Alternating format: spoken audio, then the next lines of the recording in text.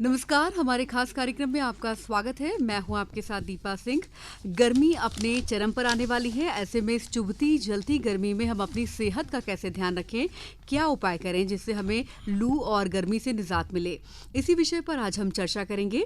हमारे साथ स्टूडियो में मौजूद हैं मौसम विशेषज्ञ गुरदत्त मिश्रा जी। आपका बहुत बहुत स्वागत है सर स्टूडियो में। नमस्कार, मेरे सभी आकाशवाणी के दर्शकों का बहुत बहुत नमस्कार। तो चलिए कार्यक्रम की शुरुआत करते हैं। सर, सबसे पहले बात करेंगे मध्य प्रदेश की, यानी अपने प्रदेश की। तो यहाँ मौसम का मिजाज जो है लगातार बदल रहा है, इसके क्या कारण हो सकते हैं? देखिए, हम भारत के केंद्र बिंदु पर हैं और चूंकि हमारा नाम ही प्रदेश का मध्य प्रदेश है, तो जितने भी घटक होते हैं मौसम को परिवर्तन करने वाले, चाहे गर्मी हो, हीट वेव हो, कोल्ड वेव हो, वर्षा हो, और देखिए अब बंगाल की खाड़ी, अरब का सागर और ऊपर पश्चिम विक्षोभ सभी प्रदेश को प्रभावित करते हैं। कहीं भी जब मौसम ख़राब होगा तो सबसे पहले हम मध्य प्रदेश में खासकर ये जो दक्षिणी हिस्सा है, बैतूल, छिंदवाड़ा, सिवनी, ये सब जो मध्य प्रदेश का होशंगाबाद संभाग का, जिसको नर्मदापुरम कहते हैं, जौनपुर संभाग का, इससे प्रभावित होता है। अब लगे गर्मी की बात, तो हम चूँकि मध्य प्रदेश के केंद्र में हैं तो गर्मी का भी प्रभाव हमारे पास सबसे ज़्यादा आएगा जी। क्योंकि जो भी नाश पे उत्तर और पश्चिम से जो भी गर्म हवाएं आती हैं राजस्थान से, वो हमारे प्रदेश को प्रभावित करती हैं। सर, अगर बात करें गर्मी की, तो अभी प्रदेश में उतनी गर्मी तो नहीं आई है। देखा जाए पिछले साल या उससे पिछले साल इस सीज़न तक काफ़ी गर्मी आ जाती थी। सर, प्रदेश में कब से हीट वेव शुरू होगी? देखिए, अब जो अप्रैल है और मई है, जी। प्री मानसून काल कहा जाता है। आप देखेंगे कि प्री मानसून के पहले जो स्थितियां ठंड की थी वो निकल गई, और मार्च और अप्रैल उतना अमूमन तौर पे गर्म नहीं हो पाया, क्योंकि आप देख रहे हैं कि ग्लोबल वार्मिंग का प्रभाव पूरे वर्ल्ड पर है। बिल्कुल बिल्कुल। और 100 सालों का अगर हम तापमान की बात करें तो करीब 1 से 1.5 डिग्री तापमान 100 सालों में बढ़ गया है। और आप अगर पढ़ रहे हो, देख रहे हो कि अंटार्कटिका में भी बर्फ़ पिघल रही है, वो स्थिति नहीं है। अंटार्कटिका हमारा एकदम कोल्ड जोन कहलाता है, बहुत प्रभावित करता है। दूसरा, अल-नीनो की बात करें, ला नीनो अल नीनो 2 फैक्टर होते हैं। जी जी। तो पिछले जो लगातार सीजन निकल गया हमारा अल नीनो का था, जिसमें समुद्र का तापमान 2 से 4 डिग्री बढ़ जाता है और ये गतिविधियाँ होती रहती हैं। तो हम प्रदेश की बात करें, अभी देखिए लगातार पश्चिम विक्षोभ आ रहे हैं और अफ़गानिस्तान पाकिस्तान से होकर, और उसका असर खासकर प्रदेश का जो ये हिस्सा है ग्वालियर चंबल संभाग वाला, ये असर करता है, और हमारे मध्य प्रदेश में भी ये इसका प्रभाव रहता है। और अभी चूँकि ये सिस्टम निकल जाएगा, अभी बूंदाबांदी और ये सब सिस्टम है, कहीं ओले गिर रहे हैं, कहीं गरज के साथ वर्षा हो रही है, और 18 तारीख को एक पश्चिम विक्षोभ फिर आ रहा, उसका थोड़ा सा प्रभाव प्रदेश में 20 तारीख तक रहेगा, और 21 तारीख के बाद से तापमान में बढ़ोतरी होगी। और अभी भी जो वर्तमान में आप बात चल रही, 2 से 4 डिग्री तापमान, अधिकतम तापमान में बढ़ोतरी आज से ही शुरू हो जाएगी। और लास्ट का जो महीने अंत है ये प्रदेश में, तो हमको गर्मियों का प्रकोप देखने को मिलेगा। हो सकता है कहीं कहीं लू का भी प्रभाव हो माह के अंत में, और ख़ासकर जो ये अंचल है, ग्वालियर चंबल का अंचल है, जबलपुर संभाग है, रीवा संभाग है, यहाँ थोड़ा सा ज़्यादा प्रभावित होगा। और चूंकि मैं भोपाल की बात करूँ, भोपाल भारत का बहुत खूबसूरत सुंदर शहर है, हरियाली और पानी से भरा हुआ है। तो भोपाल में शाम बहुत ठंडी होती है। आप देखिए कि लोगों को बसने की जो स्थिति है, पूना और बेंगलोर से ज़्यादा भोपाल में बसाहट ज़्यादा हो गई है। और यहाँ अगर शाम को थोड़ा गर्मी बढ़ भी जाए तो शाम बहुत ठंडी होती है, इसलिए बहुत ज़्यादा भोपाल प्रभावित नहीं होता। लेकिन प्रदेश का जो नॉर्थ वाला इलाका है, नॉर्थ वेस्ट का इलाका है, ये बहुत ज़्यादा प्रभावित होता है लू से, और प्रभाव इसका बढ़ेगा और मई में गर्म होगा। सर, हीट वेव से कैसे बचें और कैसे अपना ख्याल रखें, इसके बारे में कुछ बताइए। देखिए, मैं पहले मोटे तौर पे एक अमूमन कारण बता दूं कि जब हमारा किसी शहर का तापमान सामान्य है और उससे अगर अचानक देखेंगे कि सामान्य तापमान से एक तो 40 डिग्री तापमान हो उस शहर का, और जो उसका डिपार्चर कहते हैं, प्रस्थान, यानी अंतर जो है 4.5 डिग्री से 6.5 डिग्री तक अगर है, तो उसको हम लू की भाषा में मान लेते हैं। और अगर जो उसका डिपार्चर 6.5 डिग्री से अधिक होता है तो उसको अति तीव्र लू की बात करते हैं हम। तो अगर 40 डिग्री से ऊपर है और डिपार्चर 4.5 से 6.5 डिग्री है तो उसको लू कहा जाएगा। लेकिन अगर किसी शहर का तापमान 45 डिग्री से ऊपर है तो उसको लू मानते हैं, और 47 डिग्री से होने पे तीव्र लू की भाषा मानी जाती है। हमारी वैज्ञानिक की मौसम विज्ञान की भाषा है। बिल्कुल सर, देखा जाए तो कुछ घरेलू नुस्खे भी हैं जिसे अपनाकर आम लोग अपने लू से बच सकें। देखिए, मोटे तौर पे लोगों को सब कुछ पता है, हर एक गांव का अननोन आदमी भी जानता है कि लू से कैसे बचना है। पुराने ज़माने में अगर आप देखेंगे कि सफ़ेद गमछा लोग बांध के चलते थे, ये हमारा कल्चर है। अब ग्वालियर चंबल में जाएंगे तो हर आदमी के गले में सफ़ेद गमछा मिलेगा। जबलपुर संभाग में जाएंगे, रीवा में जाएंगे, जी। और थोड़ा सा ये पश्चिम जो मध्य प्रदेश के एरिया, यहाँ टोपी लगाने की परंपरा है चूँकि। लेकिन जो क्षेत्र प्रभावित है, अब हम कहते हैं प्याज जेब में क्यों रखो, भाई प्याज का एक कारण है कि वो असर करती है। जी। सबसे मैं वैज्ञानिक तौर से अगर बात करूं कि लू क्यों चलती है, लू क्यों होती है। सूर्य की जब तपन होती है तो सबको समान रूप से मिलती है। अब जो इसमें जिस प्रकार हवा चलती है तो सभी वृक्षों में समान रूप से चलती है। जो कमजोर वृक्ष होता है वो टूट जाता है और मजबूत वृक्ष जो है वो अपना बच जाता है। तो जो गर्म हवाएं हैं, जो खासकर जब पानी होता है देर से गर्म होता है और देर से ठंडा होता है। लेकिन जो पथरीला इलाका है, खासकर आप देखिए बुंदेलखंड का इलाका, राजस्थान का इलाका, ये पथरीला इलाका है। तो गर्म होने के बाद शाम को ठंडा हो जाता है। तो यहाँ इन एरिया में ठंड भी बहुत अच्छी पड़ती है और गर्मी बहुत अच्छी पड़ती है। और हम एक चीज़ मोटी तौर पे देखें कि जो गर्मी का जो समय है 12 से 4 बजे तक होता है। जी। और जो एक्सट्रीम जिसको तापमान बोलते हैं 2:30 से 3 बजे तक अधिकतम तापमान की स्थिति निर्मित होती है। तो लोगों को चाहिए कि अगर घर से बाहर एक तो जब जरूरी हो तभी निकलें। और टीवी है, आकाशवाणी है, दूरदर्शन है, व्हाट्सएप है और जो हमारे ऐप्स हैं मौसम विज्ञान विभाग के पेपर, इसमें ज़रूर देख लें कि भाई अगले 3 दिनों तक या 2 दिनों तक या 1 दिनों तक प्रदेश का कौन सा इलाका लू से प्रभावित होगा, गर्म हवाएं चलेंगी। तो उस सावधानी को जरूर संदेश तो देखते रहें। हर आदमी के करीब 90% लोगों के हाथ में मोबाइल होता है, आधुनिक मोबाइल है, उसमें पल पल मौसम विभाग 3-3 घंटे में खबर देता रहता है, बहुत जागरूक है। 24 घंटे मौसम विज्ञान विभाग की सेवाएं जनता के लिए सतत रूप से चलती रहती हैं। और अगर लू है तो घर से कम निकलें। दूसरा, अगर बहुत ज़रूरी है तो सिर में कपड़ा बांध के चलें, ढीले और सफ़ेद कपड़े पहने कोशिश करें, ज़्यादा काले कपड़े बिल्कुल मत पहने। और घरों में अगर आप देखें कि खिड़की दरवाजे सुबह 9-10 बजे आप बंद कर दें जिसमें गर्म हवाओं का प्रवेश ना हो। कोशिश करें कि पर्दे भी बंद हों, दरवाजे भी बंद हों। खासकर बच्चों को, बुजुर्ग पुरुष हैं, बीमार लोग हैं, गर्भवती महिलाएं हैं, इनको विशेष सावधानी रखने की ज़रूरत है। और लू से बचाने में ही हमारा सबसे बड़ी सुरक्षा है। हर आदमी को पता है कि हमारे कान में या पैरों से गर्म हवा जाएगी तो हमको प्रभावित होगा। जूते पहन के चलें आप बाहर। और पानी पीते रहें, हल्का तरल पदार्थ लेते रहें, खासकर पना है, पानी है और जो ठंडा पेयजल है। अगर आपको लू लग गई, ऐसा लग रहा है कि क्योंकि सिर से लू पकड़ती है बहुत, शरीर के तापमान से बहुत ज़्यादा हो जाती है, तो आप पना पिएँ, डॉक्टर की सलाह लें, ORS लें, तुरंत अस्पताल पहुँचाएँ।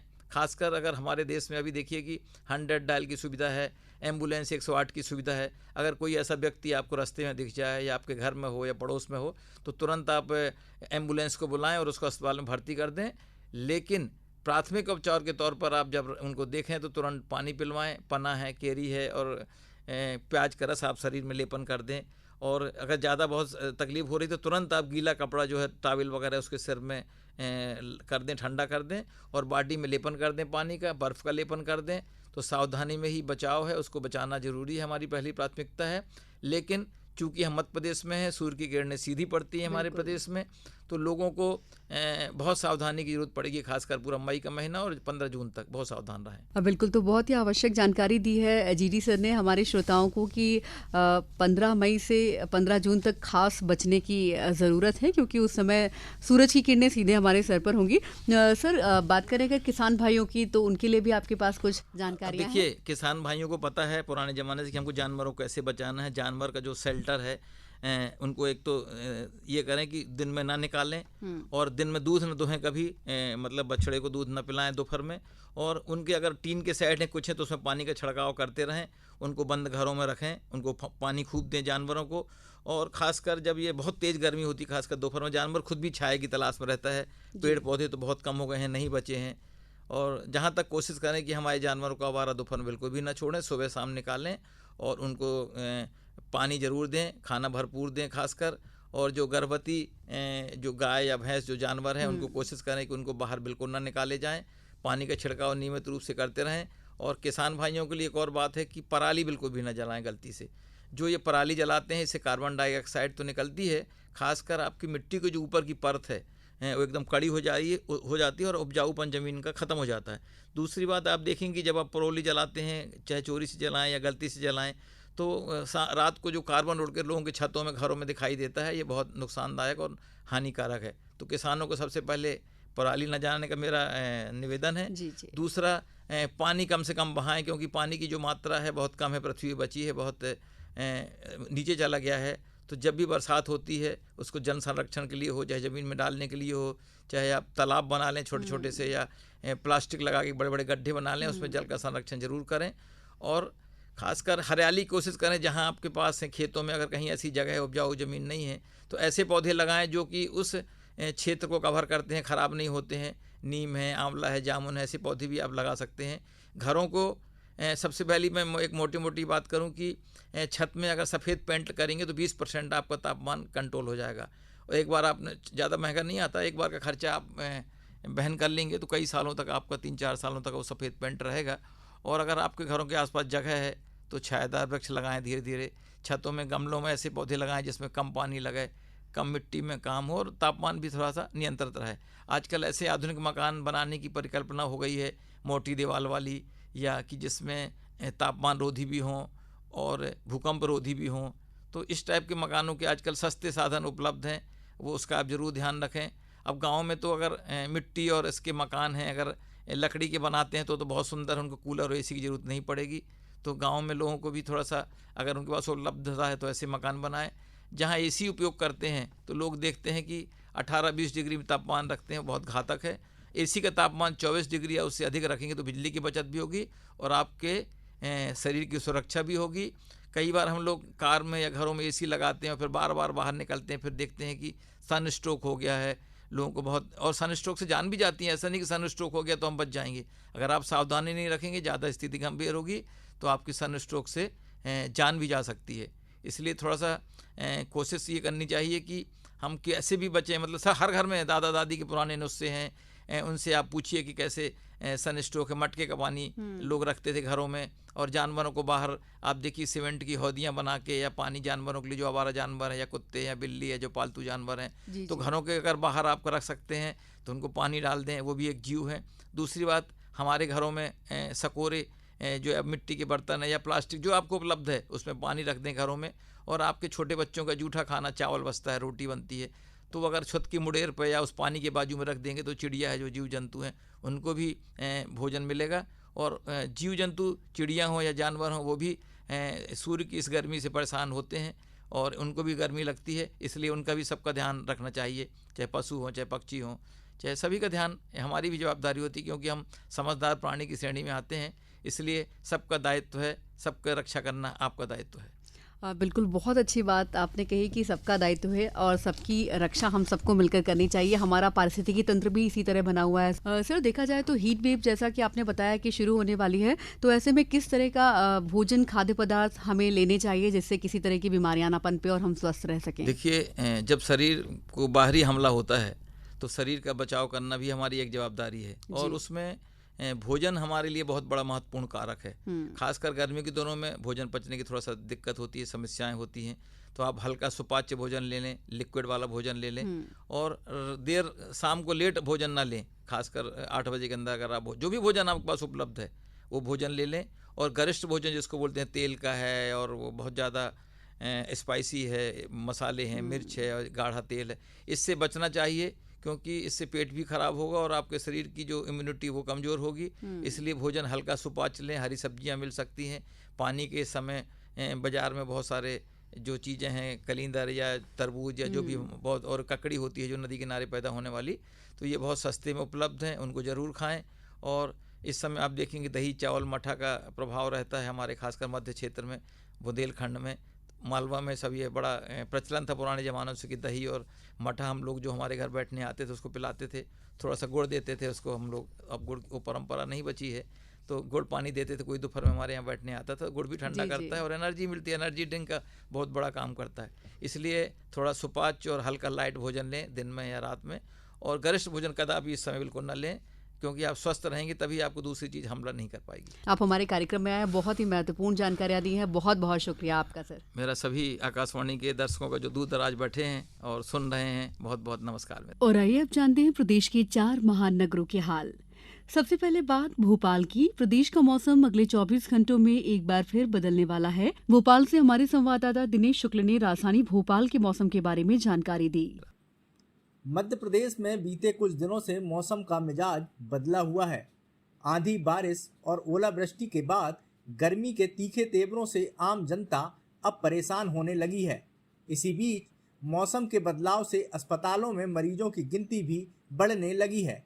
मौसम वैज्ञानिकों का कहना है कि 21 अप्रैल से फिर मौसम बदलेगा और फिर 3 दिन तक आंधी व बारिश का दौर दोबारा शुरू होगा। अगले 2 दिन पश्चिमी विक्षोभ सक्रिय हो रहा है, जिसका असर पूरे मध्य प्रदेश में दिखाई देगा। राजधानी भोपाल में 22 और 23 अप्रैल को बारिश होने का अनुमान है। मौसम विभाग ने शहर के बैरसिया कोलार इलाके में हल्की बारिश और आंधी चलने का अनुमान जताया है। 21 से 24 अप्रैल के फोरकास्ट में यह अलर्ट जारी किया गया है। हालांकि इससे पहले शहर में गर्मी का असर है। पिछले 4 दिनों से सूरज की तेज तपन ने लोगों को बेहाल कर दिया। भोपाल का तापमान दिन में 35 से 38 डिग्री के बीच दर्ज किया जा रहा है, जबकि रात में पारा 25 से 27 डिग्री के बीच बना हुआ है। अप्रैल माह में तो लगातार 11 दिन तक बारिश ने रिकॉर्ड तोड़ दिया था।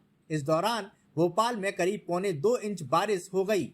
7 अप्रैल से 17 अप्रैल तक प्रदेश में लगातार बारिश हुई। वहीं अब फिर से भोपाल सहित प्रदेश भीगने की तैयारी में है। दिनेश शुक्ल, आकाशवाणी संवाददाता, भोपाल। और अब बात इंदौर की। प्रदेश के साथ साथ इंदौर जिले में भी गर्मी के तीखे तेवर ने आम जन को प्रभावित किया है। दिन में गर्म हवाओं के थपेड़े लोगों को पसीने से तरबतर कर रहे हैं। वहीं रात का तापमान भी अधिक होने से लोग परेशान हैं। पेश है हमारे इंदौर संवाददाता की एक रिपोर्ट। प्रदेश के साथ साथ इंदौर जिले में भी गर्मी के तीखे तेवर ने आम जन के जीवन को प्रभावित किया है। दिन में गर्म हवाओं के थपेड़े लोगों को पसीने से तरबतर कर रहे हैं। वहीं रात का तापमान भी अधिक होने से लोग परेशान हैं। अप्रैल माह के पहले ही दिन से तापमान लगातार 35 डिग्री सेल्सियस से ऊपर बना हुआ है। वहीं रात का तापमान भी 20 डिग्री सेल्सियस से अधिक चल रहा है।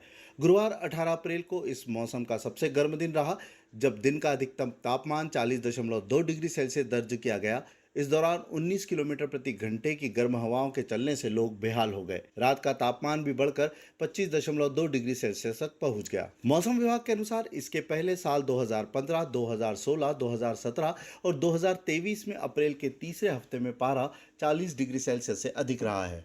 मौसम वैज्ञानिकों का अनुमान था कि शुक्रवार 19 अप्रैल को भी स्थिति ऐसी ही रहेगी।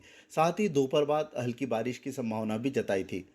सुबह 10 बजे से गर्मी जरूर बढ़ी, लेकिन दोपहर 1 बजे बाद तापमान में फिर गिरावट आने लगी। इसकी वजह यह रही कि 15 किलोमीटर प्रति घंटे की रफ्तार से हवा चली, जिससे यह पारा गिरकर 38.7 डिग्री सेल्सियस पर आ गया।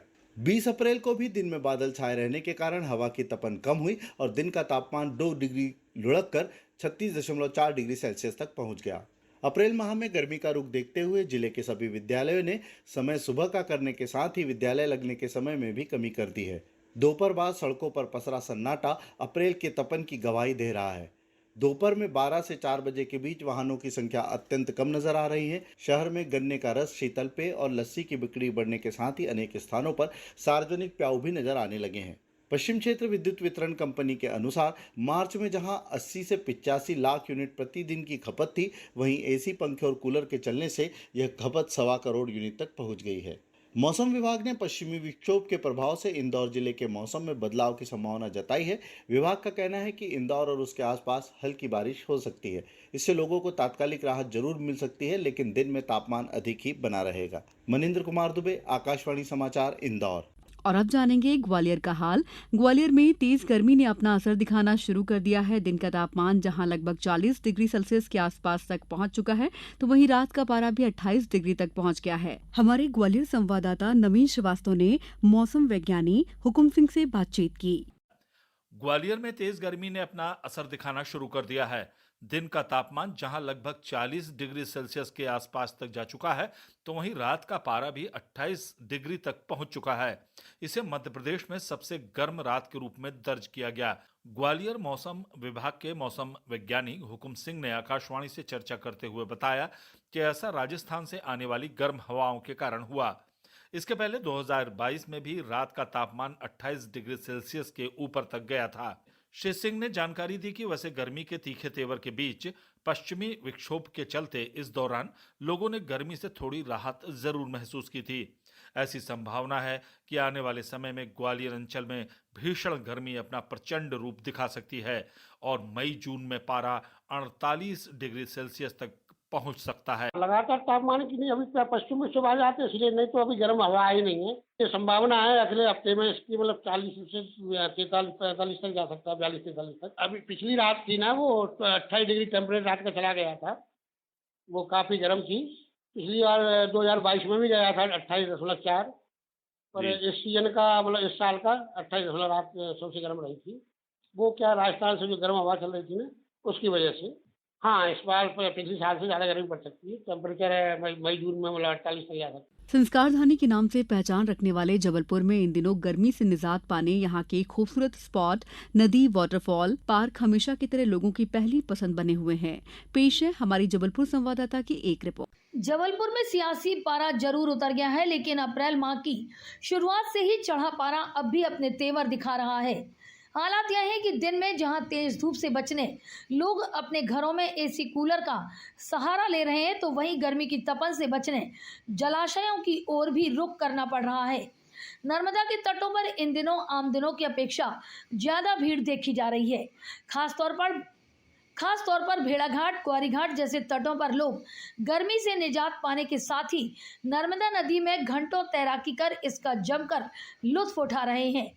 शहर में जहां भी स्विमिंग पूल है, वहां इस समय बच्चों से लेकर बड़ों तक की बड़ी संख्या में मौजूदगी के चलते सुबह से ही भरे हुए हैं।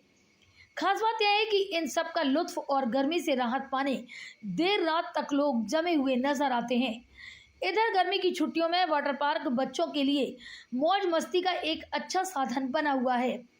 जबलपुर शहर की सीमा पर स्थित 3 वाटर पार्कों में बच्चे अपने समर वेकेशन का पूरा एंजॉय करने आ रहे हैं। जाहिर है बच्चों के साथ उनके परिजन भी वाटर पार्क में इसका आनंद ले रहे हैं। ऐसी गर्मी में आमजन शीतल पेय पदार्थों का ज्यादा उपयोग कर रहे हैं। हमेशा की तरह बच्चों की सबसे ज्यादा पसंद और डिमांड मलाई कुल्फी की ही है। वहीं बड़ों की पसंद पारंपरिक पेय लस्सी, छाछ, गन्ने का रस, जलजीरा, शिकंजी, आम का पना है। प्रादेशिक समाचार के लिए जबलपुर से मैं सुरभि तिवारी। और इसी के साथ हमारे खास कार्यक्रम में फिलहाल इतना ही। मुझे दीजिए इजाजत। नमस्कार।